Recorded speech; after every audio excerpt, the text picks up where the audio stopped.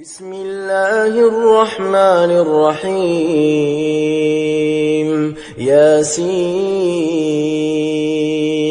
والقرآن الحكيم إنك لمن المرسلين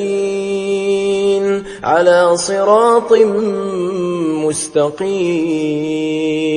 تنزيل العزيز الرحيم لتنذر قوما ما أنذر آباؤهم فهم غافلون لقد حق القول على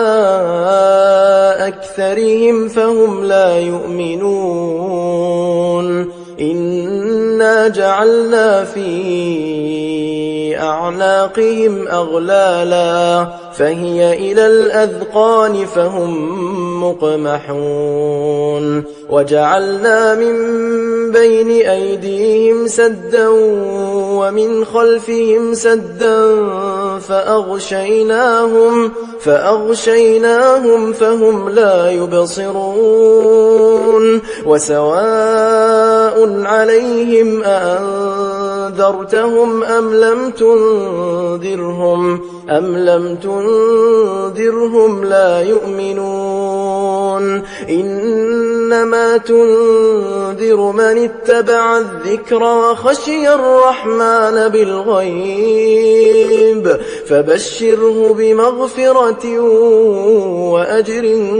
كريم إنا نحن نحيي الموتى ونكتب ما قدموا وآثارهم وكل شيء أحصيناه في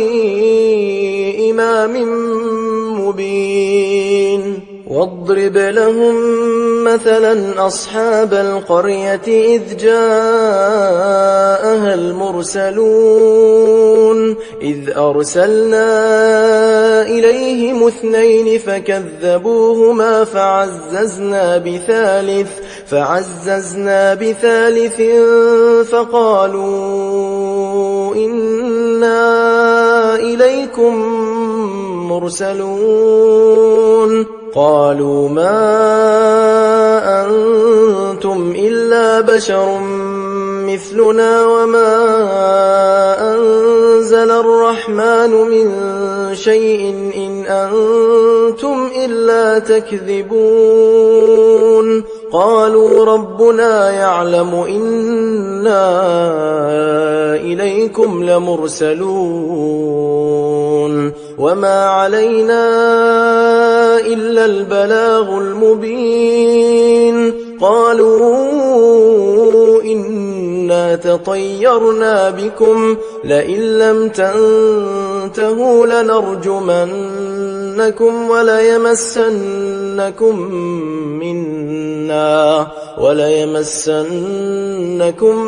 منا عذاب أليم قالوا طائركم معكم أئن ذكرتم بل أنتم قوم مسرفون وجاء من أقصى المدينة رجل يسعى قال يا قوم اتبعوا من لا يسألكم أجرا وهم مهتدون وما لي لا أعبد الذي فطرني وإليه ترجعون أأتخذ من دونه آلهة إن يردني الرحمن بضر لا تغن عني شفاعتهم شيئا ولا ينقذون إني إذا لفي ضلال مبين إني آمنت بربكم فاسمعون قيل ادخل الجنة قال يا ليت قومي يعلمون بما غفر لي ربي وجعلني من المكرمين.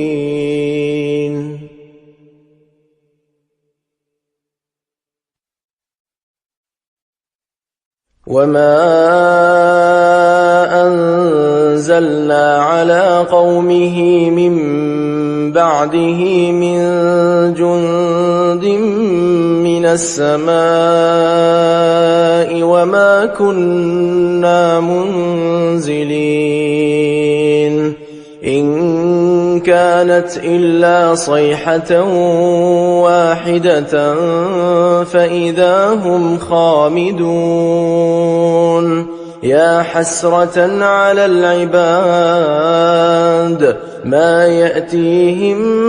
من رسول إلا كانوا به يستهزئون. ألم يروا كم أهلكنا قبلهم من القرون أنهم إليهم لا يرجعون وإن كل لما جميع لدينا محضرون. وآية لهم الأرض الميتة أحييناها وأخرجنا منها حبا فمنه يأكلون. وجعلنا فيها جنات من نخيل وأعناب وفجرنا فيها من العيون ليأكلوا من ثمره وما عملته أيديهم أفلا يشكرون. سبحان الذي خلق الأزواج كلها مما تنبت الأرض ومن أنفسهم ومما لا يعلمون.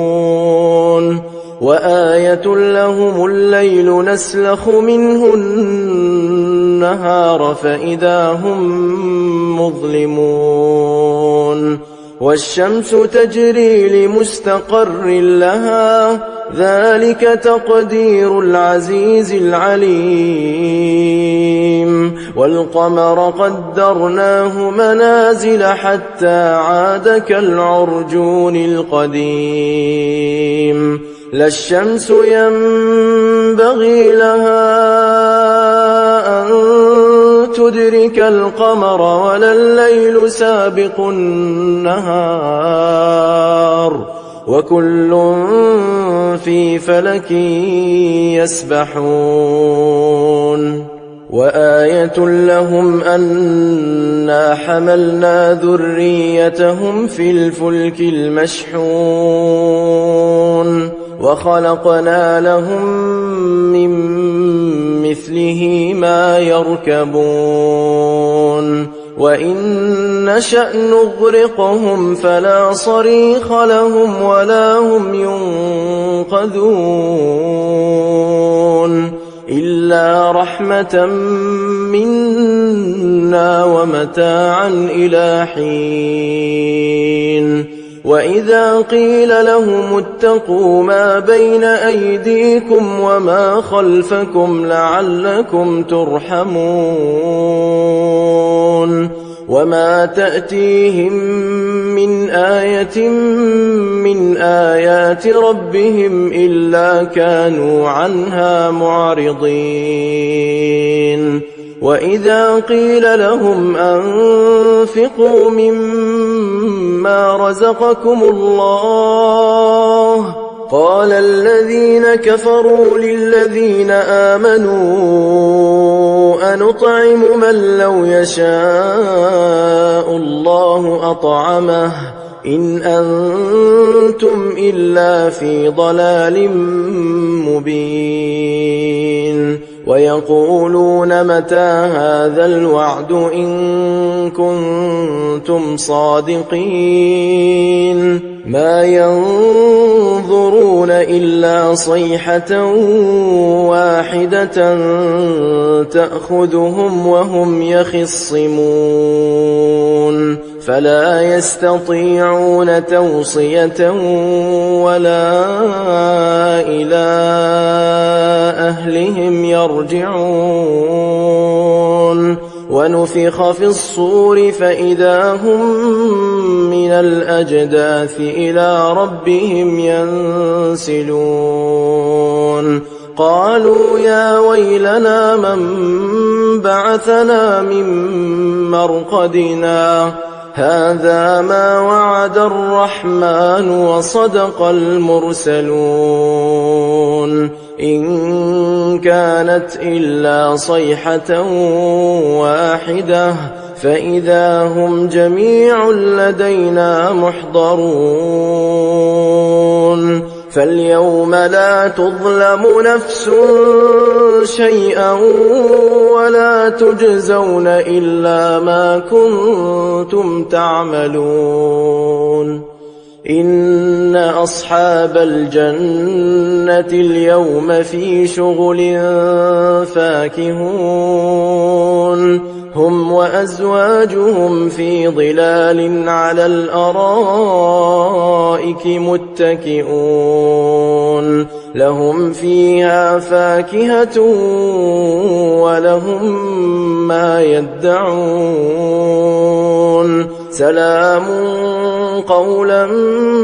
من رب رحيم وامتازوا اليوم أيها المجرمون ألم أعهد إليكم يا بني آدم ألا تعبدوا الشيطان إنه لكم عدو مبين وأن اعبدوني هذا صراط مستقيم ولقد أضل منكم جبلا كثيرا أفلم تكونوا تعقلون هذه جهنم التي كنتم توعدون اصلوها اليوم بما كنتم تكفرون اليوم نختم على أفواههم وتكلمنا أيديهم وتشهد أرجلهم بما كانوا يكسبون ولو نشاء لطمسنا على أعينهم فاستبقوا الصراط فأنى يبصرون ولو نشاء لمسخناهم على مكانتهم فما استطاعوا مضيا ولا يرجعون ومن نعمره ننكسه في الخلق أفلا يعقلون وما علمناه الشعر وما ينبغي له إن هو إلا ذكر وقرآن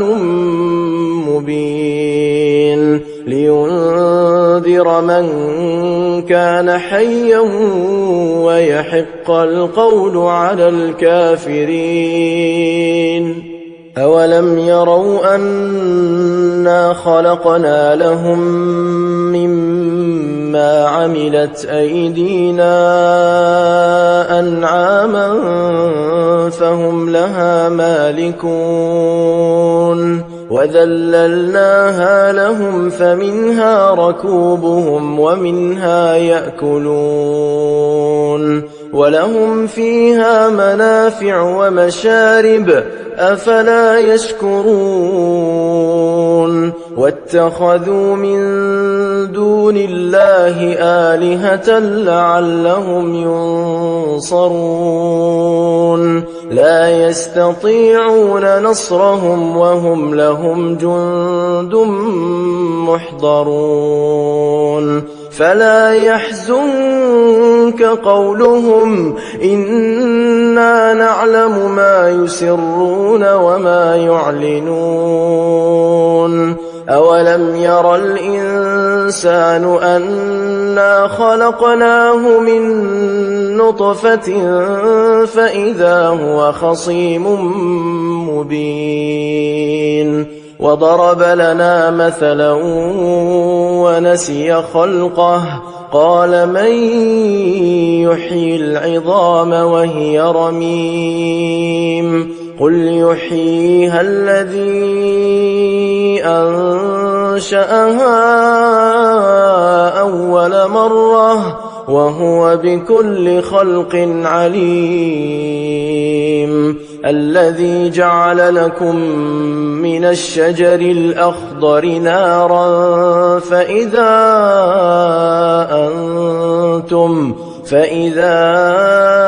أنتم منه توقدون أوليس الذي خلق السماوات والأرض بقادر على أن يخلق مثلهم بلى وهو الخلاق العليم إنما أمره إذا أراد شيئا أن يقول له كن فيكون فسبحان الذي بيده ملكوت كل شيء وإليه ترجعون بسم الله الرحمن الرحيم الرحمن علم القرآن خلق الإنسان علمه البيان الشمس والقمر بحسبان والنجم والشجر يسجدان والسماء رفعها ووضع الميزان ألا تطغوا في الميزان وأقيموا الوزن بالقسط ولا تخسروا الميزان والأرض وضعها للأنام فيها فاكهة والنخل ذات الأكمام والحب ذو العصف والريحان فبأي آلاء ربكما تكذبان خلق الإنسان من صلصال كالفخار وخلق الجان من مارج من نار فبأي آلاء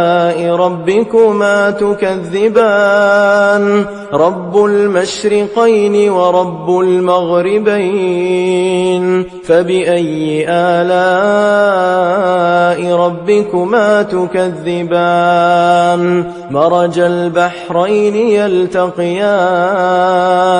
بينهما برزخ لا يبغيان فبأي آلاء ربكما تكذبان يخرج منهما اللؤلؤ والمرجان فبأي آلاء ربكما تكذبان وله الجوار المنشآت في البحر كالأعلام فبأي آلاء ربكما تكذبان كل من عليها فان ويبقى وجه ربك ذو الجلال والإكرام فبأي آلاء ربكما تكذبان يسأله من في السماوات والأرض كل يوم هو في شأن فبأي آلاء ربكما تكذبان سنفرغ لكم أيها الثقلان فبأي آلاء ربكما تكذبان يا معشر الجن والإنس إن استطعتم أن تنفذوا من أقطار السماوات والأرض فانفذوا لا تنفذون إلا بسلطان فبأي آلاء ربكما تكذبان يرسل عليكما شواظ من نار ونحاس فلا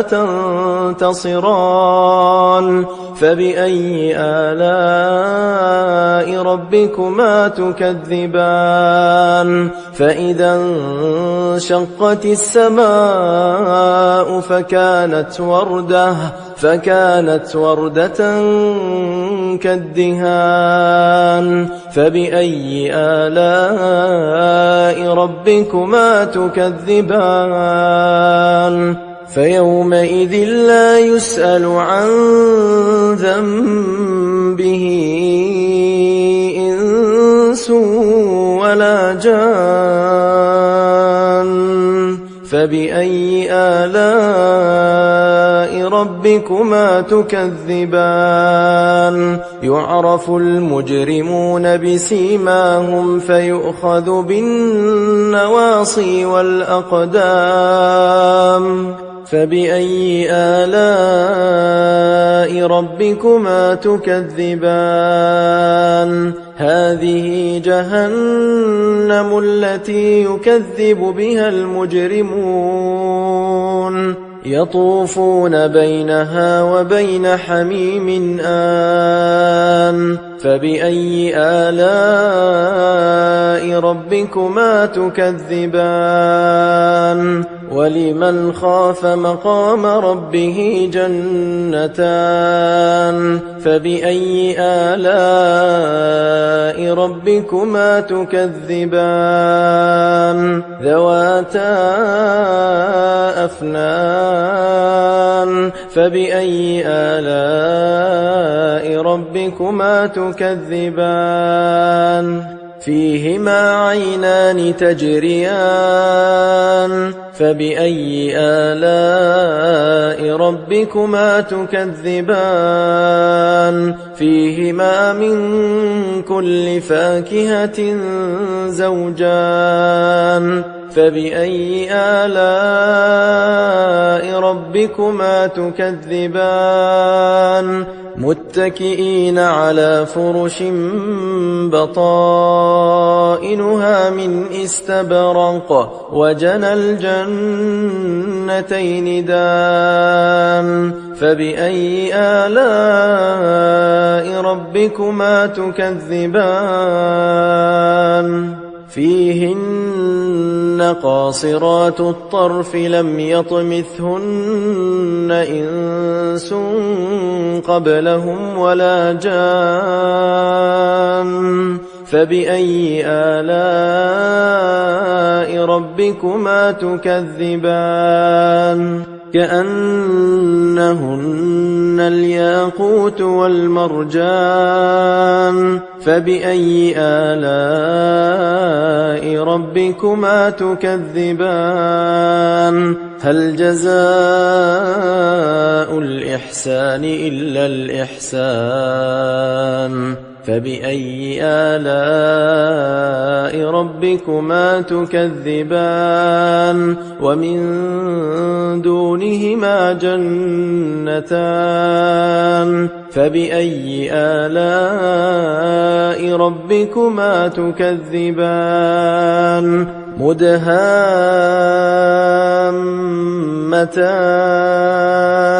فبأي آلاء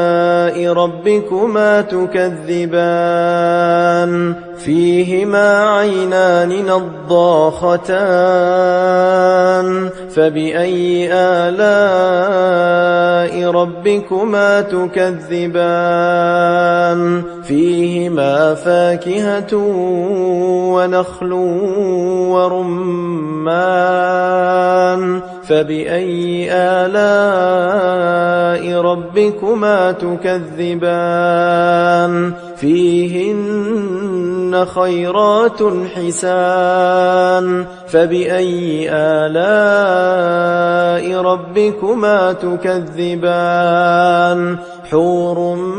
مقصورات في الخيام فبأي آلاء ربكما تكذبان لم يطمثهن إنس قبلهم ولا جان فبأي آلاء ربكما تكذبان متكئين على رفرف خضر وعبقري حسان فبأي آلاء ربكما تكذبان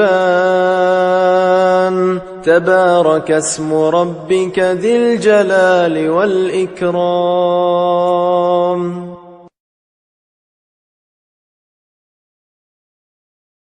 بسم الله الرحمن الرحيم إذا وقعت الواقعة ليس لوقعتها كاذبة خافضة رافعة إذا رجت الأرض رجا وبست الجبال بسا فكانت هباء منبثا وكنتم أزواجا ثلاثة فأصحاب الميمنة ما أصحاب الميمنة وأصحاب المشأمة ما أصحاب المشأمة والسابقون السابقون أولئك المقربون في جنات النعيم ثلة من الأولين وقليل من الآخرين على سرر موضونة متكئين عليها متقابلين يطوف عليهم ولدان مخلدون بأكواب وأباريق وكأس من معين لا يصدعون عنها ولا ينزفون وفاكهة مما يتخيرون ولحم طير مما يشتهون وحور عين كأمثال اللؤلؤ المكنون جزاء بما كانوا يعملون لا يسمعون فيها لغوا ولا تأثيما إلا قيلا سلاما سلاما وأصحاب اليمين ما أصحاب اليمين في سدر مخضود وطلح منضود وظل ممدود وماء مسكوب وفاكهة كثيرة لا مقطوعة ولا ممنوعة وفرش مرفوعة إنا أنشأناهن إنشاء فجعلناهن أبكارا عربا أترابا لأصحاب اليمين ثلة من الأولين وثلة من الآخرين وأصحاب الشمال ما أصحاب الشمال في سموم وحميم وظل من يحموم لا بارد ولا كريم إنهم كانوا قبل ذلك مترفين وكانوا يصرون على الحنث العظيم وكانوا يقولون أئذا متنا وكنا ترابا وعظاما أئنا لمبعوثون أو آباؤنا الأولون قل إن الأولين والآخرين لمجموعون إلى ميقات يوم معلوم ثم إنكم أيها الضالون المكذبون لآكلون من شجر من زقوم فمالئون منها البطون فشاربون عليه من الحميم فشاربون شرب الهيم هذا نزلهم يوم الدين نحن خلقناكم فلولا تصدقون أفرأيتم ما تمنون أأنتم تخلقونه أم نحن الخالقون نحن قدرنا بينكم الموت وما نحن بمسبوقين على أن نبدل أمثالكم وننشئكم فيما لا تعلمون ولقد علمتم النشأة الأولى فلولا تذكرون أفرأيتم ما تحرثون أأنتم تزرعونه أم نحن الزارعون لو نشاء لجعلناه حطاما فظلتم تفكهون إنا لمغرمون بل نحن محرومون أفرأيتم الماء الذي تشربون أأنتم أنزلتموه من المزن أم نحن المنزلون لو نشاء جعلناه أجاجا فلولا تشكرون أفرأيتم النار التي تورون أأنتم أنشأتم شجرتها أم نحن المنشئون نحن جعلناها تذكرة ومتاعا للمقوين فسبح باسم ربك العظيم فلا أقسم بمواقع النجوم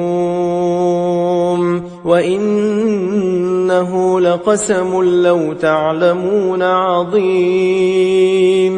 إنه لقرآن كريم في كتاب مكنون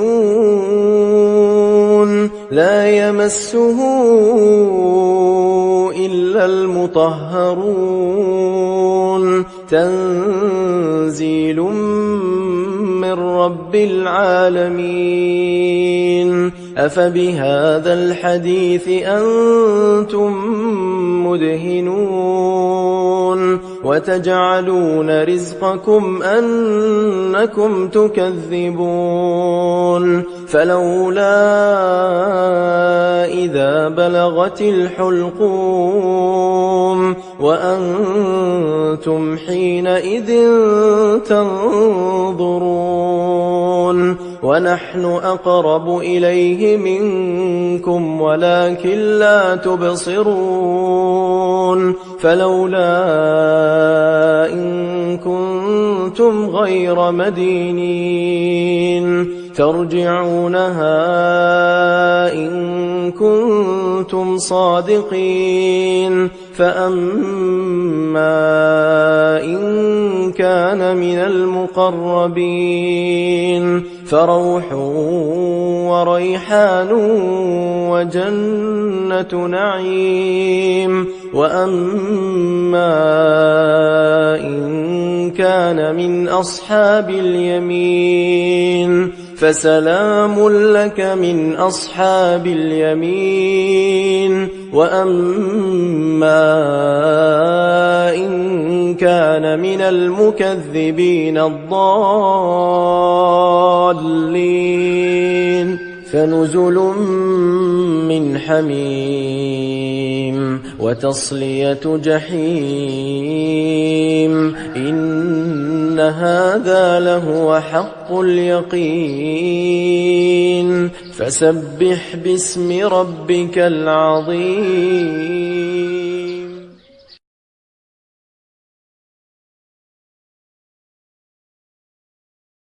بسم الله الرحمن الرحيم تبارك الذي بيده الملك وهو على كل شيء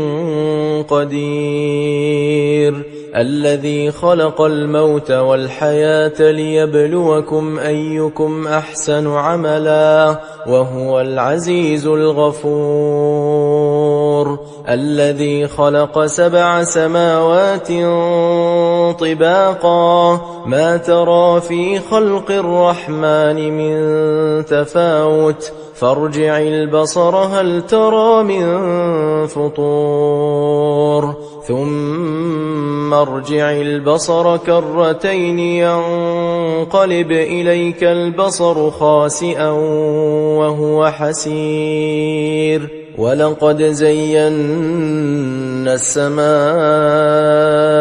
الدنيا بمصابيح وجعلناها رجوما للشياطين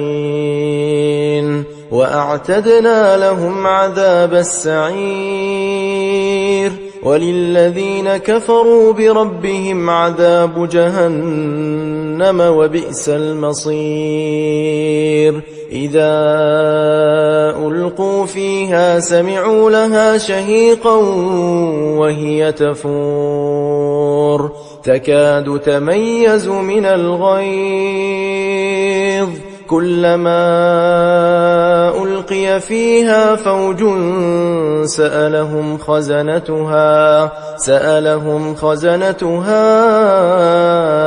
ألم يأتكم نذير قالوا بلى قد جاءنا نذير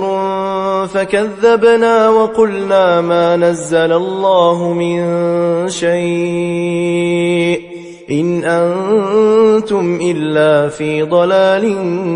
كبير وقالوا لو كنا نسمع أو نعقل ما كنا في أصحاب السعير فاعترفوا بذنبهم فسحقا لأصحاب السعير الذين يخشون ربهم بالغيب لهم مغفرة وأجر كبير. وأسروا قولكم أو اجهروا به إنه عليم بذات الصدور.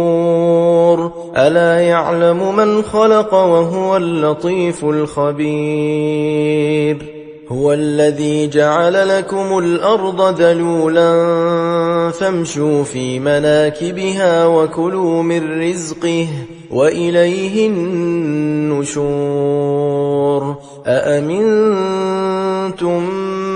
من في السماء أن يخسف بكم الأرض فإذا هي تمور أم أمنتم من في السماء أن يرسل عليكم حاصبا فستعلمون كيف نذير. ولقد كذب الذين من قبلهم فكيف كان نكير. أولم يروا إلى الطير فوقهم صافات ويقبضن ما يمسكهن إلا الرحمن إنه بكل شيء بصير. أمن هذا الذي هو جند لكم ينصركم من دون الرحمن إن الكافرون إلا في غرور. أمن هذا الذي يرزقكم إن أمسك رزقه بل لجوا في عتو ونفور. أفمن يمشي مكبا على وجهه أهدى أمن يمشي سويا على صراط مستقيم. قل هو الذي أنشأكم وجعل لكم السمع والأبصار والأفئدة قليلا ما تشكرون. قل هو الذي ذرأكم في الأرض وإليه تحشرون. ويقولون متى هذا الوعد إن كنتم صادقين. قل إنما العلم عند الله وإنما أنا نذير مبين. فلما رأوه زلفة سيئت وجوه الذين كفروا وقيل هذا الذي كنتم به تدعون. قل أرأيتم إن أهلكني الله ومن معي أو رحمنا فمن يجير الكافرين من عذاب أليم. قل هو الرحمن آمنا به وعليه توكلنا فستعلمون من هو في ضلال مبين. قل أرأيتم إن أصبح ماؤكم غورا فمن يأتيكم بماء